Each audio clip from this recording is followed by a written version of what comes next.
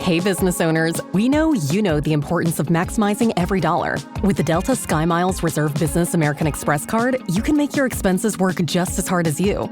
From afternoon coffee runs to stocking office supplies and even team dinners, you can earn miles on all your business expenses. Plus, you can earn 125,000 bonus miles for a limited time through October 29th. The Delta SkyMiles Reserve Business Card. If you travel, you know. Minimum spending requirements and terms apply. Offer ends October 29th, 2025. Welcome back, folks. This is episode 152. We're a little behind, but we are going to catch up real quick. What's up, Walt? How you doing, sir? I don't think we're behind. We just took a little break, man. I know We've been consistent for a long time. Long time, bro. We haven't taken a break recently. Yeah. Yeah, like 150 something weeks. This year, But look, man. Yeah, you're right. It's a balance in that. Not even. We just shoot. Yeah. Anywho. Yeah, man. And it wasn't even a good. Not like we were all sitting on the beach. We actually just had to work. Busy from the 9 to 5 for all the other things. Because people be like, man, how do you find the time? How do you do? You got 2 podcasts, and I'm like, it sounds like a lot when people say it, but I manage it just fine. Yeah. And then sometimes, sometimes life. and it's crazy because both of our weeks got jammed at the same. We were like, oh man. So crazy, man. Is what it is. What's new with the fitness challenge, man? The financial fitness challenge. What's going on? I am deep in. I got our business data to the CPA, and now I'm data mining through transactions, right? Like I'm coding things. Restaurant. I mean, that's the one that sticks out to me. Yeah. Restaurant. Yeah. So again, my wife always hates this time of year because she knows I'm going to come with like where we spend all out. It's annoying at first, but it is good to see because you're like, you got to keep yourself honest. Exactly. So I'm going through that phase of the fitness challenge, is looking at the data, like we preach about, right? And then going to make some decisions after that. What about you? Same, kind of in the same vein. And recently, I'm not going to say the amount because I'm a little embarrassed about it. Yeah, we don't have to do that. We don't have to do that. But found that I didn't think I was spending as much as I was spending on like eating out. Yep. And then I racked total up the expenditures for the expenditure. You don't even know what words is out. You're going to expenditure finance and we're taking them a savings. They were the expenditures, and I totaled up the expenses for the month that I was looking at and realized, man, like I spent way too much. Yeah. Little things. And it wasn't like big amounts, it was just little things like here and there. They add up. More frequent, yeah. Yep. And be glad that it was just a month, bro. And it wasn't months and a whole year that you're looking back on as I'm doing now. It's hurt my heart. Exactly. Bro, it's crazy. Yeah. So it's going through that, man. What you got for us today? Some payroll news. Be mindful, not say pay news. Yeah, IRS, basically, this article came out on March 28th, and it was about the earned income tax credit, and that it was the 50th anniversary of it on Saturday, March 29th. Yeah, I think it was established in 1975, so it was the maximum credit for that year was $400, and for 2024, it was a little over $7,800. Oh, dang. Yeah. Because now I'm curious as to what that really means. Yeah. And income tax credit definition? What is it, people? Oh, man. And this is not the show, but we're already... All right. But anywho, okay. I'll dig into that for the next show. This is what it says, right? It says... Oh, you got it. It was made to provide financial assistance to low to moderate income working families and individuals with or without children by helping them cover essentials and to save for future and build financial stability. That's the reason why it was. All right. Alrighty then. Thanks for that. Look, being that 70% of Americans live paycheck to paycheck. For real, all the things are needed, man. Like, it's crazy. Yeah, we gotta check that stat because I don't know about these prices. It might be 80% right about now. It's tough, man. It's crazy what's going on. Okay. All right. Was that it? Yeah. All right. What was mine for this one? Mine for this one was about this company Atomic that I have covered in the past. I like covering talking about payroll companies that nobody knows about that are $1 million companies doing their thing. They're just not like in the limelight, because it's very interesting that we only hear about a certain amount of companies, like A-list celebrities and B-list celebrities. Yeah. You don't really know. You only know, or even like in the accounting world, the big four, and they only know that's it. But there's hundreds of thousands of other businesses out there that are $1 million companies. So anywho, Atomic, this company Atomic is out there. Oh gosh, I got to go back to my link. I lost it because I had to reboot. They just secured a bag with Capital One Ventures, City Ventures, and FNB Corporation, a few banks, and $10 million. They raised $10 million in a strategic investment with Capital One and City and FNB. Nice. And this funding affirms that Atomic's position as a trusted partner for financial services across a range of cases. Basically, they are helping to bridge the gap, I found that I'm gonna tell you what they do. Atomic serves as the essential bridge between consumer data and financial solutions, allowing unparalleled access to payroll, HRIS systems, and merchants, facilitating a range of financial services, including direct deposit switching, income employment verification, payment method updating, and subscription management. So again, we talked about them before about payroll. They're making moves in that space, and they just got some more money and still growing. So, God bless them. And that was it. That's it. Yeah. All right, let's pay some bills. Let's pay the bills. Are you looking for an efficient way to manage employee time? TimeTrack Go is the solution.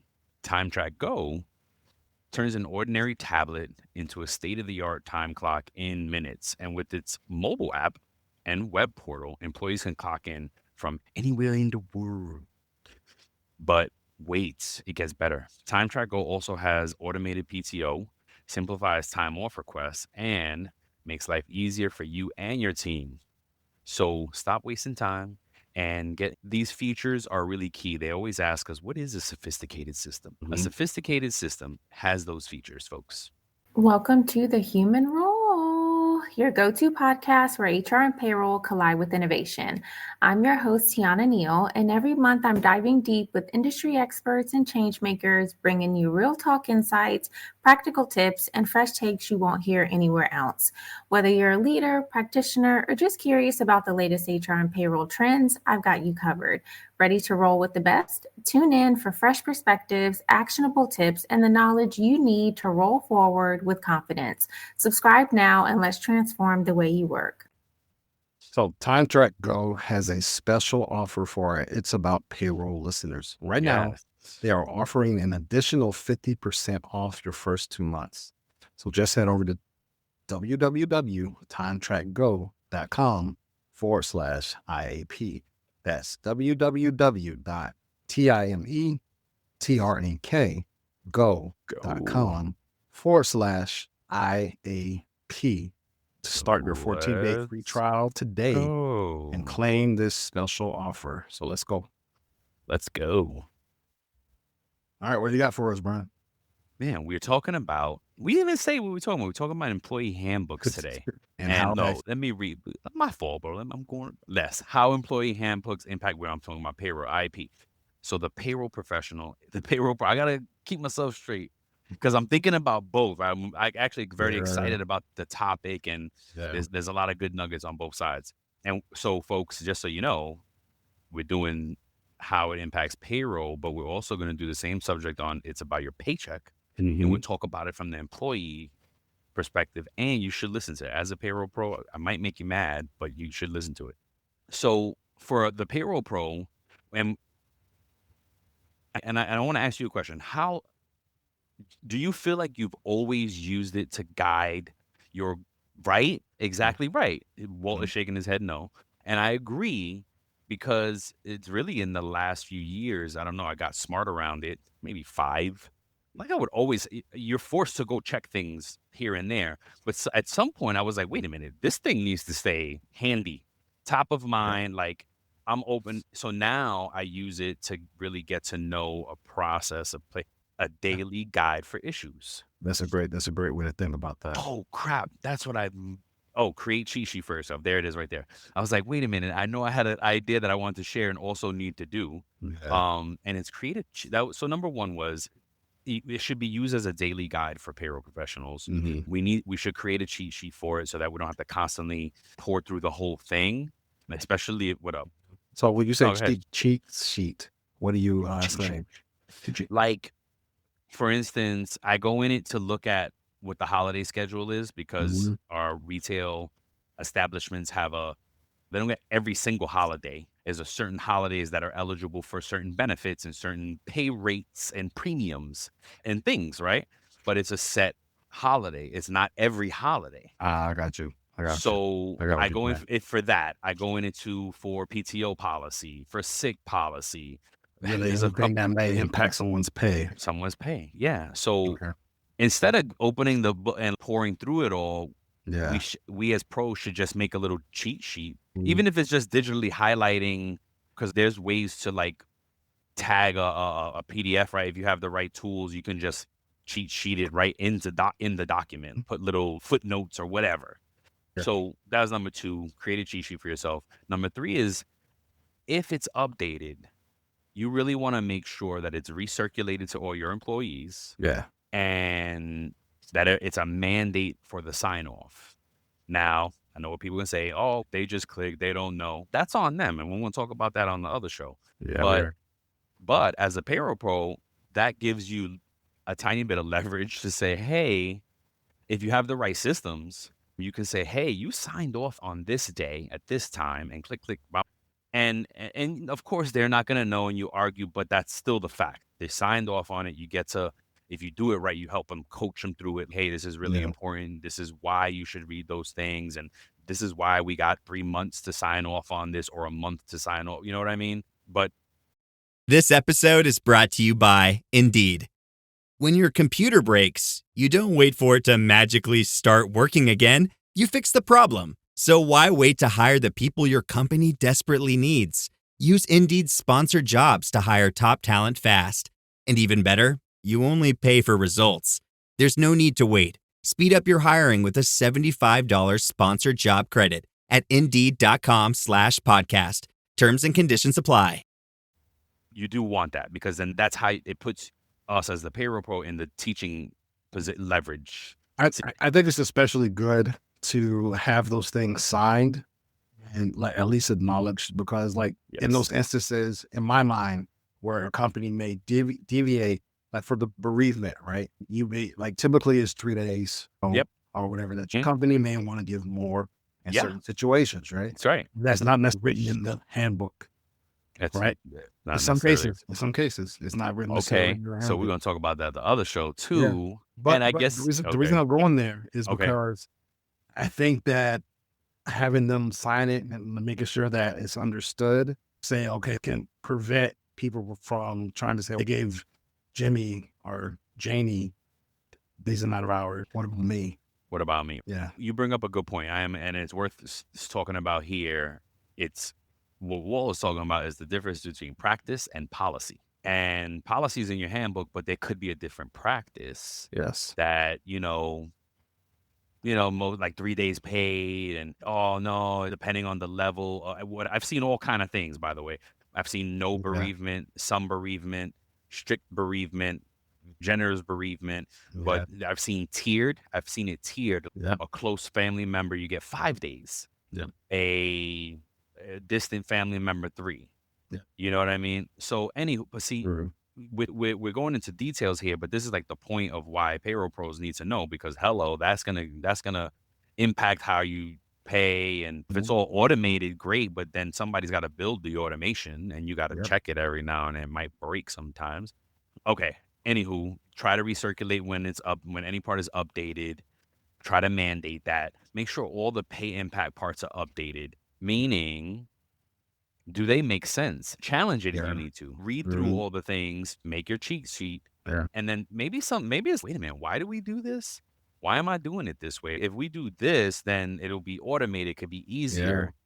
That's a great point because I know there's been times where at the time that they updated a portion of it, it made sense to them. The person who was writing it Exactly. And then somebody came along and found a loophole. It was like, Yeah. oh, this is how I interpreted it. Exactly. Or it could have been driven by a technological limitation. Yep, that's true. We can't do this, so we got to make the policy this. That I've seen that a lot, Yep. especially now that people like the automation is so robust and so sophisticated that it's, wait a minute, we don't have to do it. This can be automated. Yeah. You want to challenge, you want to get a good hold of it and challenge anything that can be updated and and just point it out. Maybe it won't change, but at least you can raise the red flag and say, hey, by the way, what else? Yep, make suggestions if applicable. Don't just accept what's in it as a payroll pro, meaning don't look at it for, oh, I'm the employee, I have to accept the rules.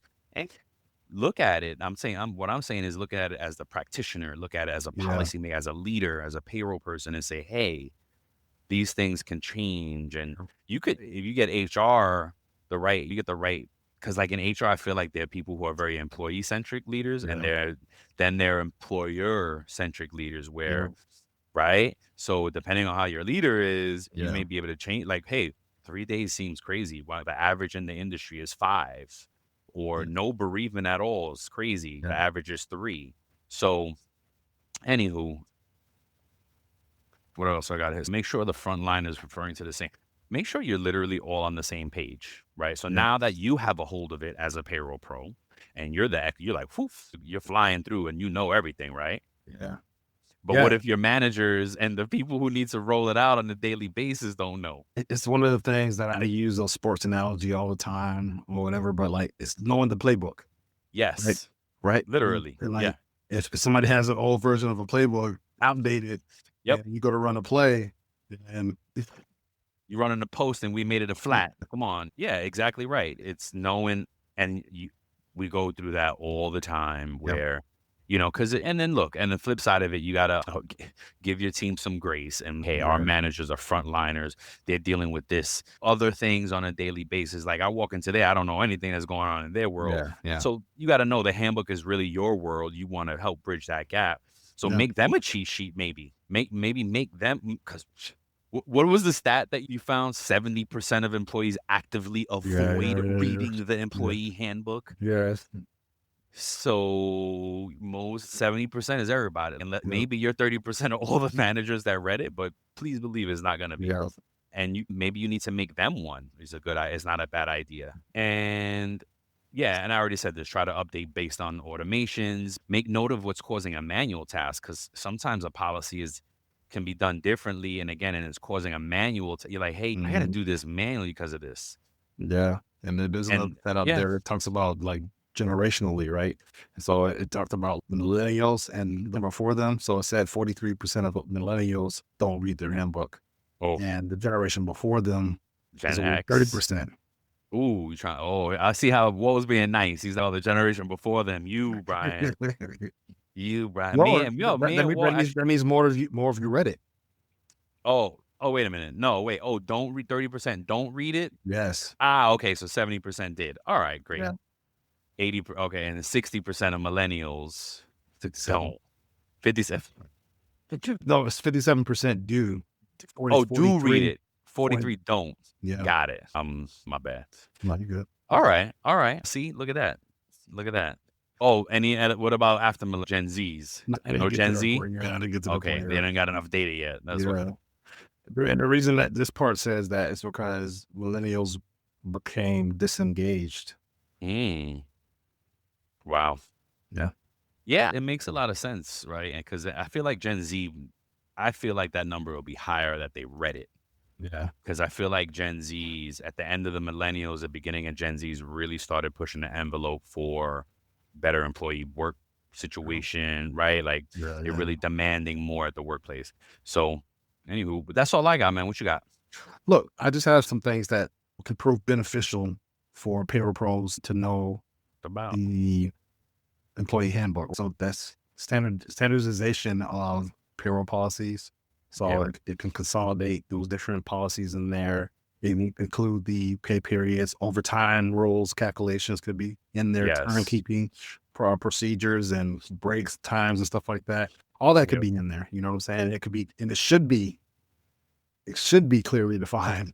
Yeah. A handbook, and now that you say this, a handbook should be considered in the SOP world, right? Yeah. This is also part SOP, part handbook for the employees. Yeah. Yeah. Another one is help you with compliance, right? With those regulatory requirements, right? Oh, yeah. State, local, if it applies, Yep. at minimum wage, those different things. Classification of employees, which we know that's the number one error in payroll. Yep.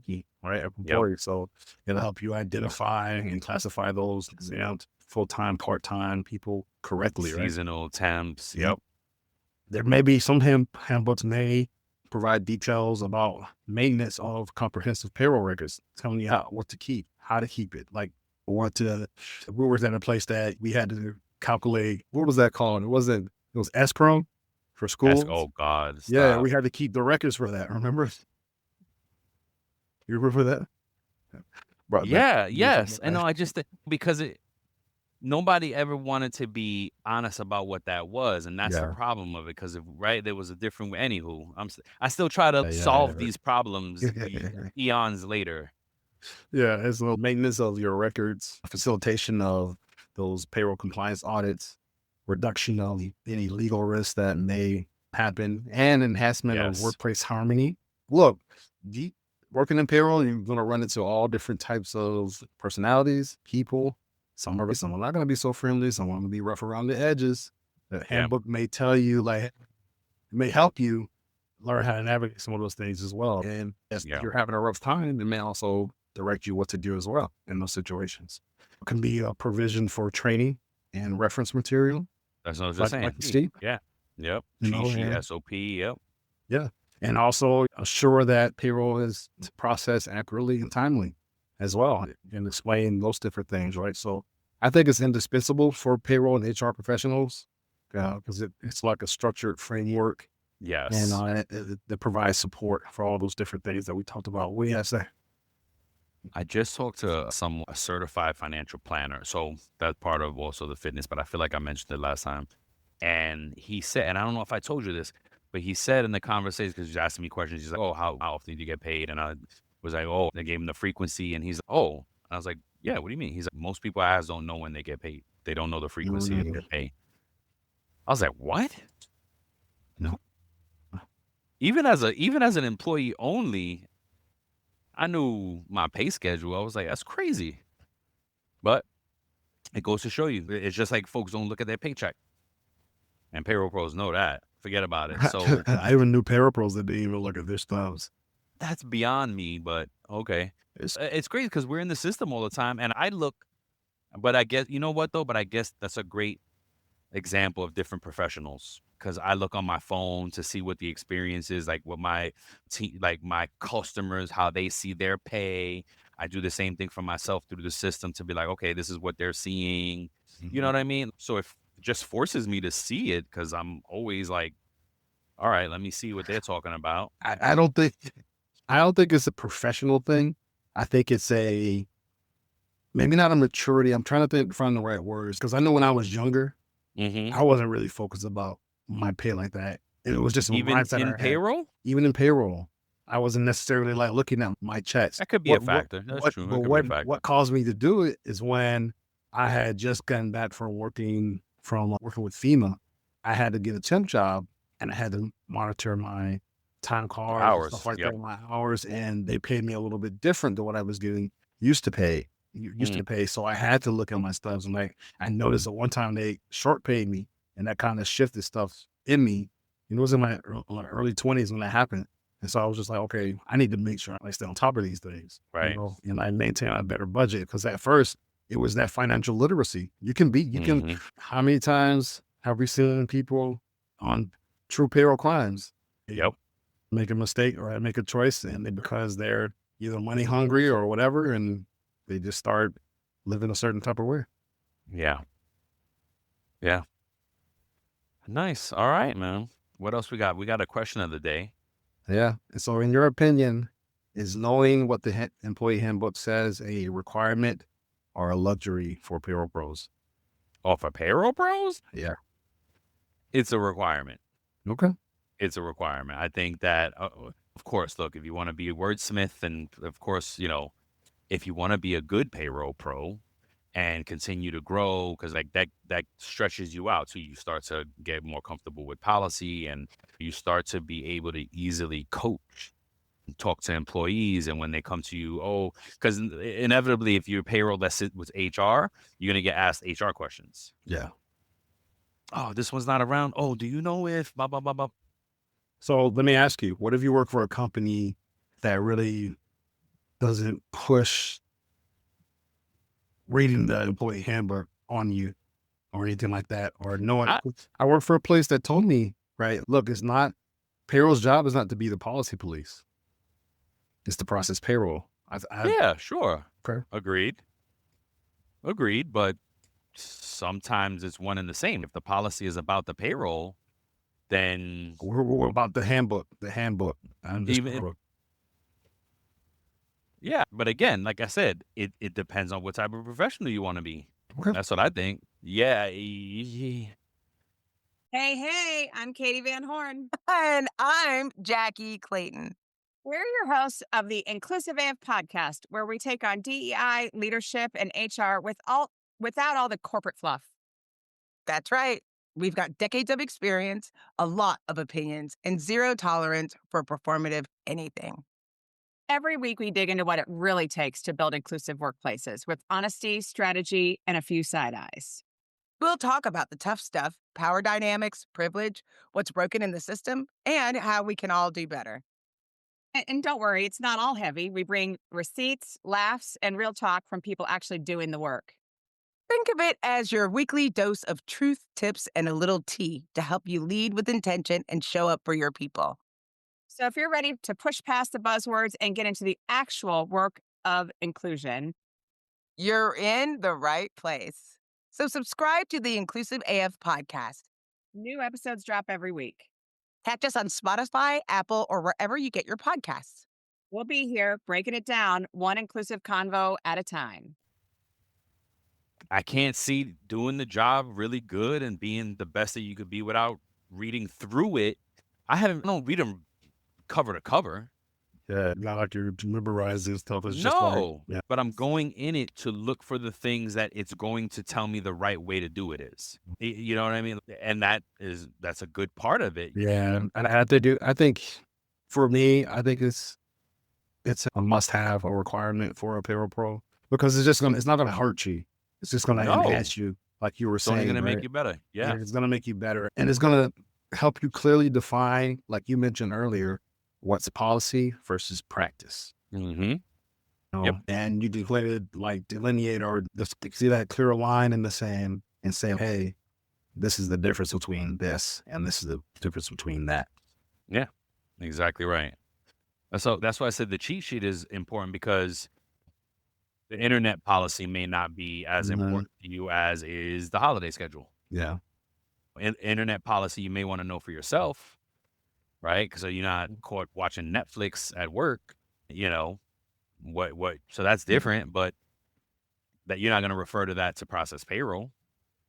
You shouldn't have to. Yeah, if you do, that stinks. But yeah, that's about it, Mike. Yeah, all good stuff. Yeah, all right, cool. We'll keep it nice and short and sweet. Kept it on the time. Yeah, man. Killing it. Love it. Brian said, if you don't look at your stuff, you a bum. For sure. You a bum. Yeah, damn bum. No, not all the time, but I don't see how payroll. You said payroll. Payroll pros that didn't. Yes, that's who I don't see. Like, you're in the system right there. Like, you live in the system all day. Yeah. And it may be the setup, because I know that now that I process corporate, and when I started processing corporate more often, I started paying more attention to my own stuff even then. See? But before that, when I wasn't privy to it, I was just all... Oh, you didn't process your own payroll? No. I haven't been in many jobs that I didn't process my own payroll, all with oversight. Yeah. All right. Cool. All right, folks. Till next time. We love you. Peace.